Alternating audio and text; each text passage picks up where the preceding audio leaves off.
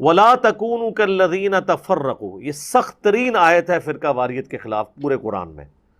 اچھا لوگوں میں تو مشہور ہو گئی ہے 103 نمبر آیت سورہ آل عمران کی، وَاعْتَصِمُوا بِحَبْلِ اللَّهِ جَمِيعًا وَلَا تَفَرَّقُوا، حالانکہ یہ جو 105 نمبر آیت ہے نا، 2 آیات آگے جا کے یہ اس سے زیادہ سخت ہے۔ وَلَا تَكُونُوا كَالَّذِينَ تَفَرَّقُوا وَاخْتَلَفُوا مِن بَعْدِ مَا جَاءَهُمُ الْبَيِّنَاتُ، دیکھنا ان لوگوں کی مانند نہ ہونا کہ جنہوں نے اللہ کی طرف سے روشن دلائل آنے کے بعد بھی فرقہ واریت اور تفرقہ ڈال دیا۔ وَأُولَئِكَ لَهُمْ عَذَابٌ عَظِيمٌ، ان کے لیے بہت بڑا عذاب ہے جنہوں نے بینات کے بعد تفرقہ ڈالا۔ اچھا بینات کیا ہیں؟ کتاب اللہ اور سنت۔ انبیاء کیا لے کے آتے ہیں؟ تعلیمات اللہ کی طرف سے امتوں کی طرف، تو امتوں کے پاس پیغمبروں کے ذریعے سے جو اللہ کی تعلیمات آئیں ان کے بعد بھی تفرقہ ڈالا، ان لوگوں کی مانند نہ ہونا، ایسے لوگوں کے لیے بڑا عذاب ہے۔ اور پھر اللہ تعالیٰ نے ایک جھلک بھی دکھائی ہے، یوم تبیض وجوہ وتسود وجوہ، قیامت والے دن کئی چہرے ہوں گے جو روشن ہوں گے اور کئی ہوں گے جو کالے ہوں گے، سیاہی چھائی ہوگی ان پہ۔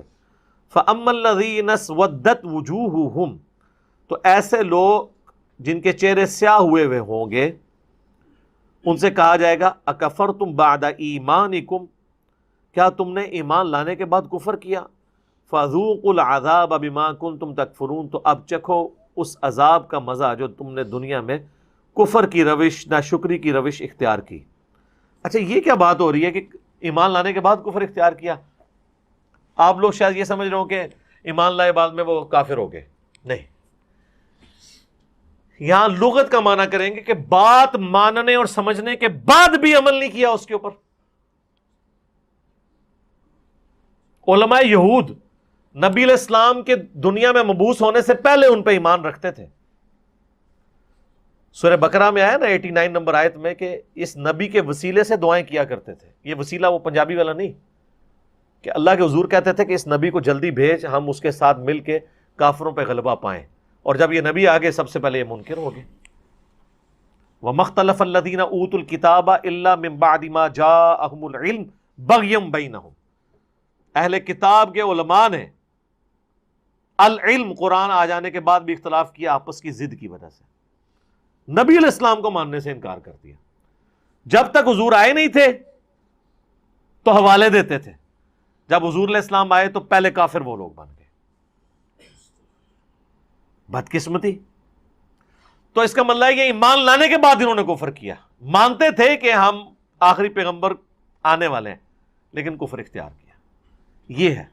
اور معذرت کے ساتھ آج اگر رسول اللہ ہم میں آ جائے نا تو اکثریت کا حال یہی ہو جائے گا، حقیقت بات ہے، کیونکہ آپ کو جس نبی کا تعارف کروایا گیا وہ تو نبی وہ اس طرح ہے ہی نہیں تھے۔ آپ کو یہ تعارف کروایا گیا ہے کہ نبی علیہ السلام حاضر و ناظر ہیں، نبی علیہ السلام دنیا میں تشریف لائیں گے، وہ کہیں گے یار تم نے قرآن نہیں پڑھا، کہ نبی تم وہاں موجود نہیں تھے جب ہم نے موسیٰ کو پکارا، نہ تم گواہوں میں تھے، تو مجھے حاضر و ناظر کہاں سے تم نے بنا لیا؟ انہوں نے کہنا یہ وہ نبی نہیں ہے، ظاہر ہے وہ ماننے سے انکار کر دیں گے۔ ان کو تو بتایا نبی علیہ السلام کا سایہ نہیں ہے، جب نبی علیہ السلام چلیں گے سایہ ہوگا تو وہ کہیں گے یہ تو وہ نبی نہیں ہے، حالانکہ سایہ تھا۔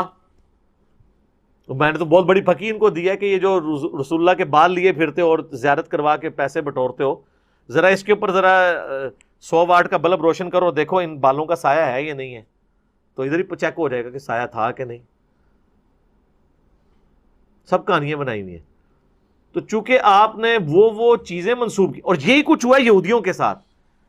جب حضرت عیسیٰ علیہ السلام ان میں آئے نا، ان کے لیے حضرت عیسیٰ کو ماننا مشکل ہو گیا، کیونکہ حضرت عیسیٰ علیہ السلام کہتے تھے یہ شریعت موسوی یوں نہیں یوں ہے، تو وہ ان کے ساتھ سینگ پھنساتے تھے، حالانکہ وہ تو پیغمبر ہے،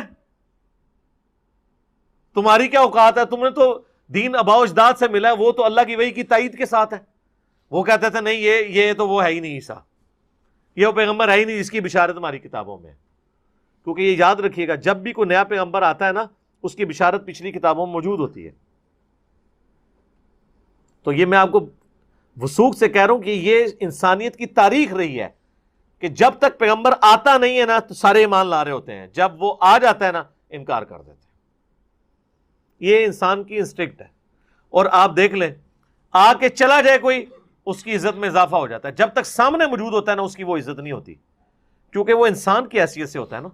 قرآن میں جگہ جگہ ہے نا یہ کیسا پیغمبر ہے, کافر کہتے تھے, بازاروں میں چلتا ہے, شادیاں کی ہوئی ہیں, کھاتا پیتا ہے, تو اور کیا کرے یار, اگر یہ کچھ نہیں کرے گا تو تم کہو گے یہ ہمارا آئیڈیل نہیں ہو سکتا.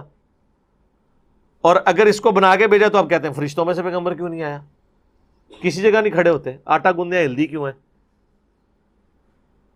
تو آٹا گوندنے کے لیے ہلنا تو پڑے گا, تو کہیں تو ایک جگہ فکس کرنی پڑے گی نا. تو اس طرح کے اعتراضات یہاں پہ آپ دیکھ لیں, پولیٹیکل لیڈرز جب تک زندہ ہوتے ہیں ایک دوسرے کو وہ القابات دیتے ہیں, جیسے ہی وہ لیڈر مرتا ہے نا تو اس کے مخالفین بھی اس کے لیے وہ کلمات بول رہے ہوتے ہیں, بندہ کے اندر یار ایڈا وڈا سرمایہ ایڈا امت تو اٹھ گیا. دیکھ لیں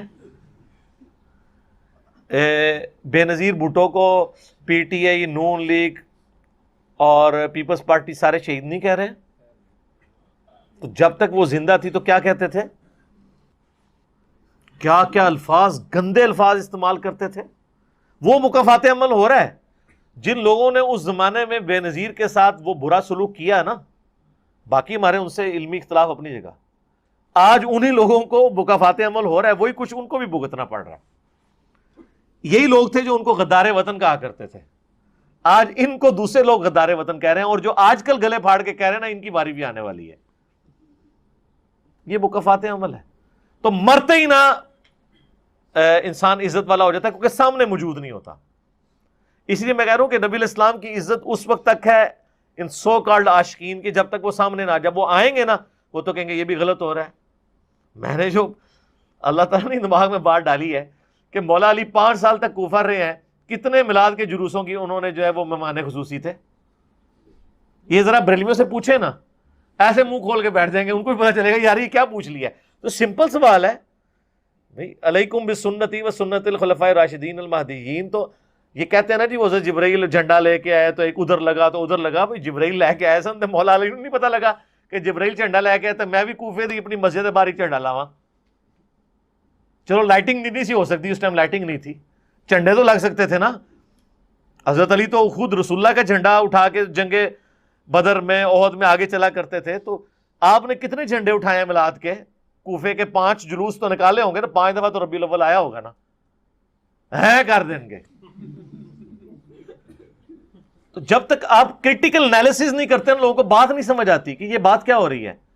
تو یہ میں آپ کو بالکل وثوق سے کہہ رہا ہوں کہ آج نبی الاسلام آ جائیں, انہوں نے کہنا یہ وہ ہے ہی نہیں پیغمبر, نہیں مانیں گے. یہ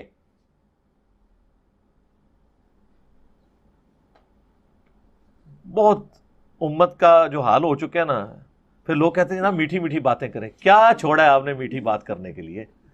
میٹھی بات تو اس وقت ہو سکتی ہے جب نبی الاسلام مسجد نبی میں بیٹھے ہوں, سب حشاش بشاش چل رہے ہوں, سارے ایک نبی کی بات مان رہے ہوں, کوئی دوسری بات نہ کر رہا ہو. جو مسئلہ کنفلکٹ ہے جا کے رسول اللہ سے کہیں, رسول اللہ کہنے یہ یوں نہیں یہ یوں ہے, تو بات مان لیں. یہ وہ دور ہے کہ اس میں یہ پاسبل ہے؟ اٹ پٹو تو ایک مولوی ملتا ہے, نواں مسئلہ تو ہم دستا ہے. ہاں کدھر جائے بندہ؟ اور جب جا کے آپ کو بتاتے ہیں کتاب اللہ سنت میں لکھا ہوا ہے, وہ آگے سے کہتے ہیں جی ہم نے تو آج تک سنا ہی نہیں. بھائی آپ نے سنا اس لیے نہیں ہے کہ نہ آپ نے کتاب اللہ اور سنت پڑھی, نہ آپ کے بزرگوں نے پڑھی. جب انہوں نے پڑھا نہیں تو انہوں نے سننا کی تسی سنانے لئی کوئی نہیں سی نا, یوٹیوب حافظہ اللہ ہی کوئی نہیں سی کہ تو سننا سی انہوں نے. یہ تو آج ہے نا کہ زمین نے اپنے خزانے اگل دیے ہیں, ورنہ ہماری بھی یہ دعوت اسی پلیٹ فارم پہ دفن ہو جانی تھی. اتنے شہروں میں ملکوں میں جو آگ لگی ہوئی ہے کہ جناب وہ ایک منڈا آیا جی, اور وہ کسی نے نہیں چھڑتا جی, ٹھیک ہے یہ کچھ ہونا تھا. یہ منڈے نے بہت پہلے آ جانا سی, یہ یوٹیوب ہوتی تھے. کئی منڈے آئے بیچارے ٹر گئے رو پٹ کے, کیونکہ ایک علاقے سے باہر نہیں تھی آواز نکلتی. آپ یہ جہاں پہ جو بڑی عمر کے لوگ بیٹھے ہوئے ان سے پوچھیں, جب یہ لوگ چھوٹے چھوٹے تھے تو باقاعدہ ٹانگوں میں بسوں میں لوگ لٹک کے جاتے تھے کہ جی فلاں گاؤں میں ایک مولوی آیا ہے, فلاں شہر دا, بڑا اچھا بولتا ہے سننے کے لیے. اور وہ سال میں یا 2 سال بعد یا 5 سال بعد ایک دفعہ ہی اس نے آنا ہوتا تھا, شاید پوری زندگی دوبارہ نہ آئے. لیکن آج تو آپ کو جانا ہی نہیں پڑتا, آپ نیٹ چلائیں اور کہیں جی انجینئر صاحب کو ہم نے گھر بلانا ہے, ہم حاضر ہو جائیں گے, کیا حکم ہے میرے آقا. یہ ہے برکت. یہ کہتے ہیں جناب پہلے کیوں نہیں ہوا؟ پہلے ہی کچھ ہوتا تو یہ کچھ بھی دیکھ لیندے, پہلے یہ کچھ تھا نہیں نا. ہاں اگر ہم کو ایسی بات لے آئیں جو ان کتابوں میں نہ لکھی ہو، وہ آپ ہمیں آ کے پکڑیں. کتابیں پہلے کی تھیں، اب اس پہ غصہ اپنے مولویوں پہ کھانا چاہیے کہ انہوں نے نہیں آپ کو بتایا اس میں کیا لکھا ہے، یا جو بتا رہا ہے اس پہ کھانا چاہیے کہ تو نے مجھے کیوں بتایا کہ یہ قرآن میں یہ لکھا ہوا تھا، تیرا قصور ہے، نہ تو دسدا تھا نہ میرا ذہن الجھدا. یہ تو اسی طریقے سے ہے کہ بلی جو ہے نا، اس کو دیکھ کے کبوتر آنکھیں بند کر لے کہ میں آنکھیں کھول لی تو بلی دیکھ کے میں خوف کھا جاؤں گا، تو آنکھیں بند کرنے سے تو اگر بلی بھاگ جاتی ہے نا تو پھر آپ آنکھیں بند کر لیں، تو بلی کیا بھاگ جائے گی؟ بہتر تو یہ ہے کہ آنکھیں کھولیں اور بلی کو دیکھ کے تو اپنے لیے کوئی بچنے کا سامان کرے.